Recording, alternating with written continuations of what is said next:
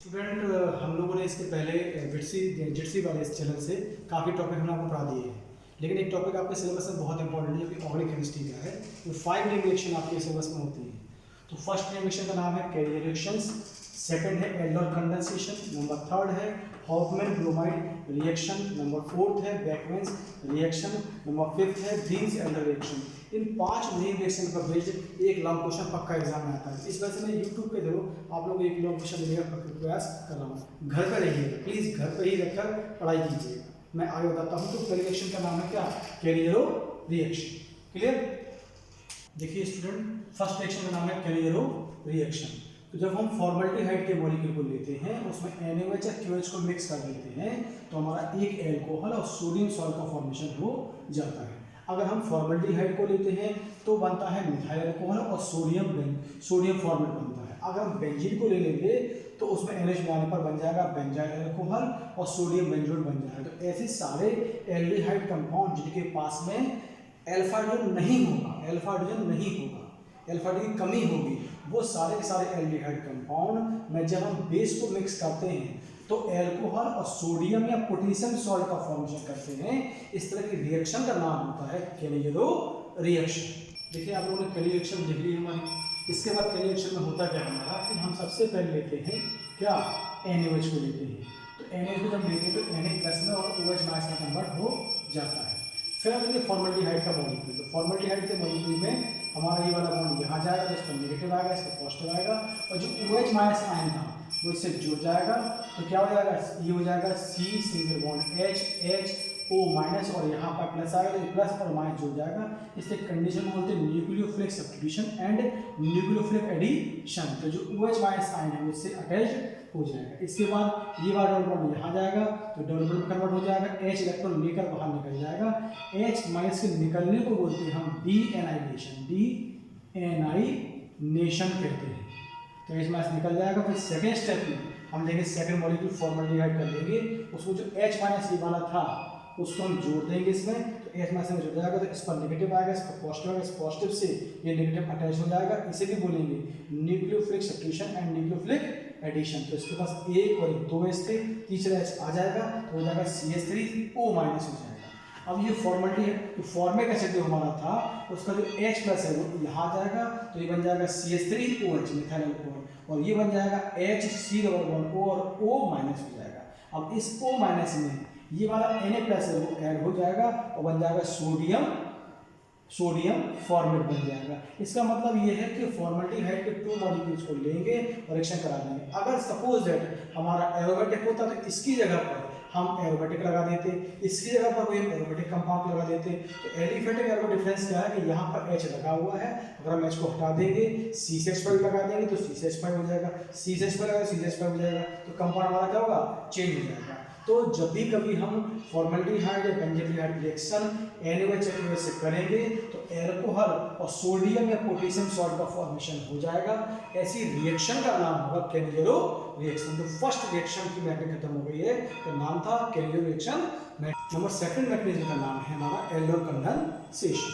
तो aldol condensation में ऐसे सारे एल्डिहाइड या कीटो कंपाउंड जिनके पास में कम से कम एक अल्फा हाइड्रोजन प्रेजेंट होता ही है, जब उन्हें हम बेस की प्रेस में कंडेंस कर देते हैं तो कंडेंस प्रोडक्ट का नाम होता है एल्डोल। जैसे देखिएगा एस्टल्डिहाइड को लिया एंड सेकंड मॉलिक्यूल एस्टल्डिहाइड को लिया, इन प्रेजेंस ऑफ बेस कर दिया तो ये ये वाला H मिक्स हो जाएगा और एल्डोल बन जाएगा। हमने एसीटोन लिया, इसका O और इस वाले एस्टोन का H, ये मिक्स हो जाएगा और बन जाएगा हमारा एल्डोल।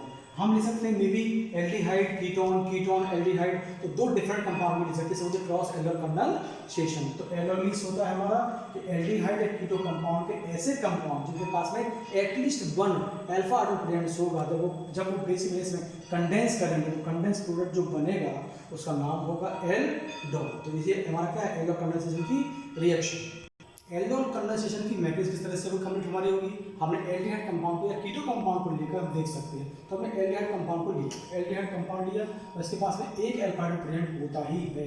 तो जब अल्फा हाइड्रोजन वाले कंपाउंड को लेंगे और उसमें जब बेस को मिलाएंगे NaOH KOH COH का होल को मिक्स करेंगे तो जो बेस होगा वह बेस जो होगा इस H+ आयन को एक्सेप्ट करेगा, तो H+ आयन और OH माइनस वाटर मॉलिक्यूल बाहर निकल जाएगा और एक कार्बो नियॉन में माने कार्बो एनाइन में कन्वर्ट हो जाएगा। अब बना हुआ कार्बो एनाइन जो होगा अदर एल्डिहाइड मॉलिक्यूल पर अटैक करेगा, जब अटैक करेगा तो ये जो बॉन्ड होगा शिफ्ट हो जाएगा, तो न्यूक्लियोफिलिक सब्स्टिट्यूशन हो जाएगा। चूंकि नेगेटिव ऐड हो रहा है इसे बोलेंगे न्यूक्लियोफिलिक एडिशन बोलेंगे। तो ये जो ये पॉजिटिव जो होगा इस नेगेटिव से एसोसिएट हो जाएगा और कंपाउंड हमारा ये बन जाएगा। अब जो वाटर मॉलिक्यूल यहाँ बन गया था वो फिर से अटैक करेगा, तो जो H+ आयन है वो यहाँ दे देगा और OH- आयन बाहर निकल जाएगा, बन जाएगा हमारा क्या एल्डोल बन जाएगा। तो एल्डोल बनना मतलब क्या हुआ कि किसी बेस की प्रेजेंस में जब एल्डिहाइड कीटोन के मॉलिक्यूल को हम एसोसिएट कर देते हैं तो जो बनता है कंडेंस प्रोडक्ट उसका नाम होता है एल्डोल कंडेंसेशन। और एक बात और देखिएगा कि इस पर नेगेटिव चार्ज लगा हुआ है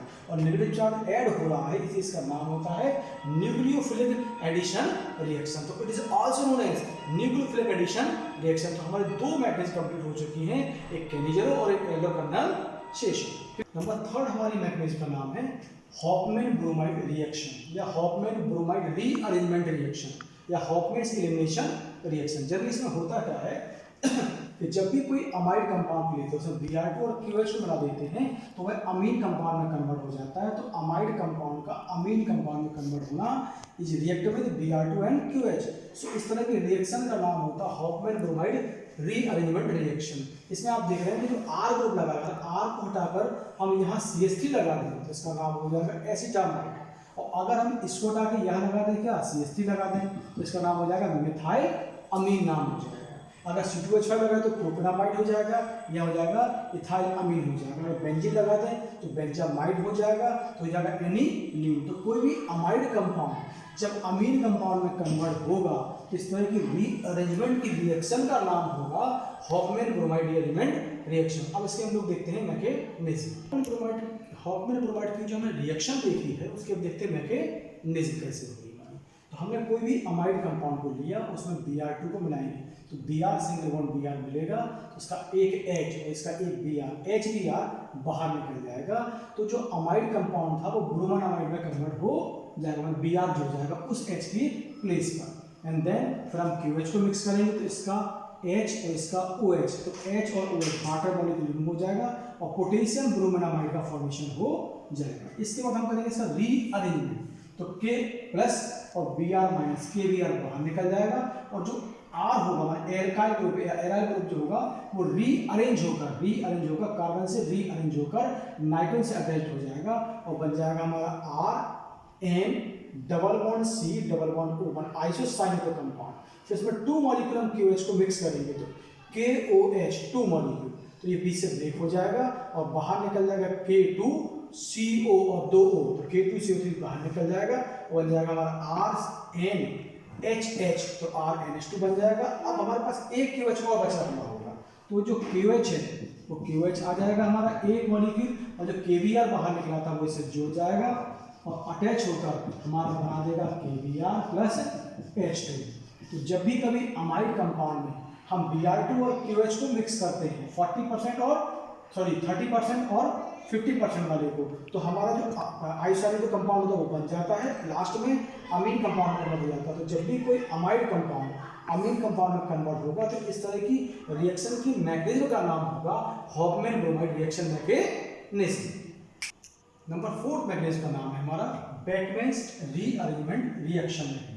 तो जब भी कभी रीअरेंजमेंट रिएक्शन को लेते हैं तो हम कोई भी कीटो कंपाउंड में जब हाइड्रोक्सिल अमीन को मिक्स करते हैं तो इसका H2 इसका O वाटर मॉलिक्यूल रिमूव हो जाता है और ये जो कीटो कंपाउंड और हाइड्रोक्सिल अमीन कंपाउंड होता है वो ऑक्साइन कंपाउंड OXIME ऑक्साइन कंपाउंड में कन्वर्ट हो जाता है। बने हुए इस ऑक्साइन कंपाउंड को जब लुईस एसिड जैसे कि BF3 H2SO4 etcetera AlCl3 Lewis acid की प्रेजेंस में उसको हीट करते हैं तो N एल्काइल अमाइड कंपाउंड में कन्वर्ट हो जाता है। इस तरह की रिएक्शन का नाम होता है बेकमैन्स रीअरेंजमेंट रिएक्शन। तो इसका नाम क्या है N इथाइल एसिटामाइड। तो जब भी कोई N एल्काइल अमाइड कंपाउंड बनता है रीअरेंजमेंट के थ्रू ऑक्साइन ग्रुप कंपाउंड द्वारा तो इस तरह की रिएक्शन का नाम होता है बेकमैन्स रीअरेंजमेंट रिएक्शन। अब इसकी मैकेनिज्म क्या होगी हम लोग अब वो देखते हैं।